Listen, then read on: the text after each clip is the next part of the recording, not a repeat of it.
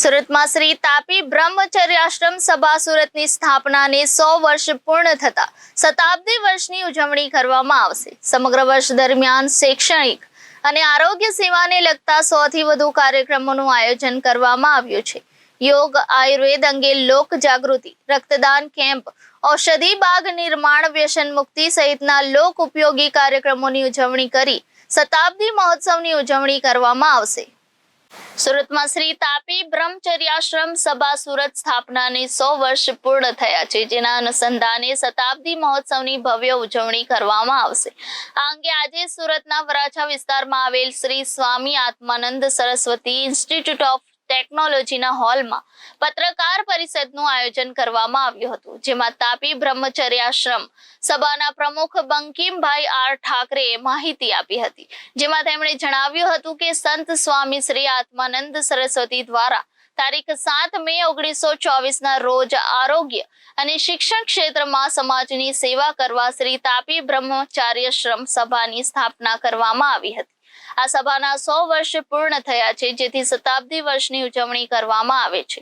Bankimbhai R Thackeray વધુમાં જણાવ્યું હતું કે તાપી બ્રહ્મચર્યાશ્રમ સભા હેઠળ હાલમાં શાળા કોલેજોના 14 વિભાગો ચલાવવામાં આવે છે, જેમાં ઉજવણી માટે કુલ 6 વિભાગમાં વહેંચણી કરવામાં આવી છે। સભા દ્વારા રેલવે સ્ટેશન પર આવેલ આયુર્વેદિક કોલેજ ખાતે પંચકર્મ ફિઝિયોથેરાપી સેન્ટરના માધ્યમથી સેવા કરવામાં આવે છે, તેમજ વરાછા રોડ કાપોદ્રા ખાતે શ્રી સ્વામી આત્માનંદ સરસ્વતી વિદ્યા સંકુલમાં બાલ ભવન, પ્રાથમિક અભ્યાસ, માધ્યમિક અભ્યાસ અને ઉચ્ચતર માધ્યમિક શાળાઓ અને કોલેજ વિભાગમાં આર્ટ્સ, કોમર્સ અને science, BBA, BCA, MSc, IT અને એન્જિનિયરિંગના વિભાગના ડિગ્રી અને ડિપ્લોમાના વિવિધ અભ્યાસક્રમો ચલાવવામાં આવે છે।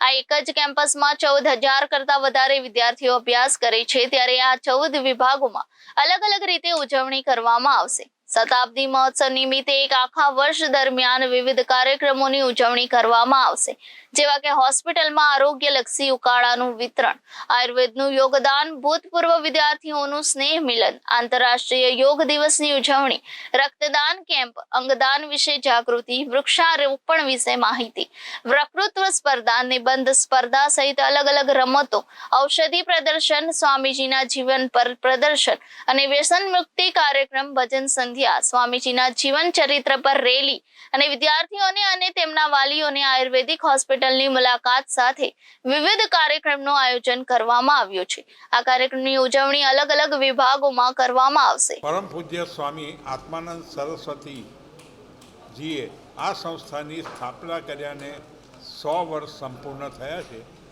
અને એ નિમિત્તે તાપી બ્રહ્મચર્યાશ્રમ સભા ટ્રસ્ટ અને અમારા બધા ટ્રસ્ટીઓ સંયુક્ત રીતે ઉપક્રમે આખું વર્ષ ઉજવવાનું અમે નક્કી કર્યું છે। અને જે રીતે પણ અમારો મુખ્ય ઉદ્દેશ સેવાલક્ષી છે, સમાજ અને સમાજમાં આરોગ્ય અને શિક્ષણનો હેતુ અમારો મેઇન છે, અને એને કાર્યરત કરવા માટે અમે બધા પરિશ્રમ કરી રહ્યા છીએ, અને એને અનુલક્ષીને અમે વિવિધ 100 કાર્યક્રમો વર્ષ દરમિયાન કરવાના છીએ, અને સંપૂર્ણ રીતે કરવા માટે અમે આખી ટીમ બનાવી છે। એના કન્વીનર, સહકન્વીનર અને આખી કમિટી એ કાર્ય કરશે, અને એને ખુલ્લેથી અમે સત્તા આપી દીધી છે કે આપણે આપણું સમાજમાં નામ આગવું થાય એના માટે પ્રયત્ન કરવાનો છે। Okay, thank you. એમને કથા વાર્તા કરતાં પણ જે પણ ભેગું થયું તે લોકોએ દાનમાં આપેલી જમીન, અત્યારે આપણે બેઠા છીએ તે, આ બધું વરાછાના સમૃદ્ધ પટેલો અને આજુબાજુની પબ્લિકે એમને ઉદ્દેશથી આપ્યું કે કંઈક કરો, અને અમે બધા તમારી સાથે જ છે। એની સાથે એમને પોતાનો ઈચ્છા એવી હતી કે હું આયુર્વેદ માટે કંઈક કરું તો સમાજ ઉપયોગી વધારે થશે, એટલે એમને આયુર્વેદને અનુરૂપ બધી હોસ્પિટલો ચાલુ કરવાનું આયોજન કર્યું। આયુર્વેદિક કોલેજની પણ સ્થાપના બાપાલાલભાઈ ગ વૈદ્યની હાજરીમાં કરાવી, અને કનૈયાલાલ ઠાકર, પ્રભુભાઈ ભક્ત, કેશવભાઈ પટેલ એવા નામાંકિત વૈદ્યોને સાથે રાખીને આ ટ્રસ્ટની સ્થાપના કરી, અને ઉત્તર એની પ્રગતિ થાય. શિક્ષણ અને આરોગ્ય બે ઉદ્દેશને ધ્યાનમાં રાખીને જેનું કામ કર્યું અને એ અત્યારે સરસ રીતે કાર્યરત છે. અને એની અંદર આ બધા જ અમે સાથીદારો સાથે છેલ્લા 30 વર્ષથી તો લગભગ અમે બધા સંયુક્ત રીતે કામ કરી રહ્યા છીએ. અને 96થી કહીએ તો હું 1 વર્ષ ઇન્ચાર્જ પ્રમુખ રહ્યો ને પછી કાર્યરત છું રેગ્યુલર. અત્યારે 24 થઈ એટલે આટલા વર્ષથી આ સંસ્થાને એક સેવા કરવાનો મને મોકો મળ્યો. આટલા વર્ષમાં 100 વર્ષના કાળની અંદર 28 વર્ષ આ સ્વામીજીની સંસ્થાની નિષ્ઠાપૂર્વક સેવા કરી છે. જે પણ થાય આરોગ્ય અને શિક્ષણ હેતુથી તે કર્યું છે. સુરતના સમાજપ્રેમી લોકો, સારા હીરા ઉદ્યોગના પ્રતિષ્ઠિત વ્યક્તિઓ, એમને સારું એવું દાન પણ અમને જરૂરિયાત પ્રમાણે આપ્યું.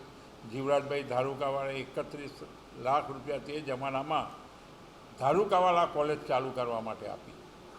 આ એક ટ્રસ્ટ પર વિશ્વાસ રાખીને એમણે ક્રિએટ કર્યું. અને બીજા પણ નામાંકિત લોકોએ અમને સારું એવું દાન આપ્યું.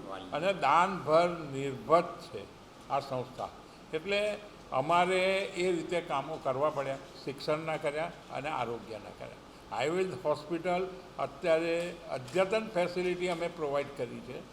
અને કદાચ ગુજરાતમાં પહેલી એવી અમારી કોલેજ છે કે જેની અંદર 100 સીટ સાથે સજ્જ અને બધી જ હોસ્પિટલ અને કોઈપણ યુનિવર્સિટી કે સેન્ટ્રલ ગવર્મેન્ટની કોઈપણ ઇન્ક્વાયરી કે ક્વેરીઝ આવ્યા વગર અમે કાર્યરત કરી શક્યા છીએ. Reporter Arvind Rathod, Janadesh news, Surat.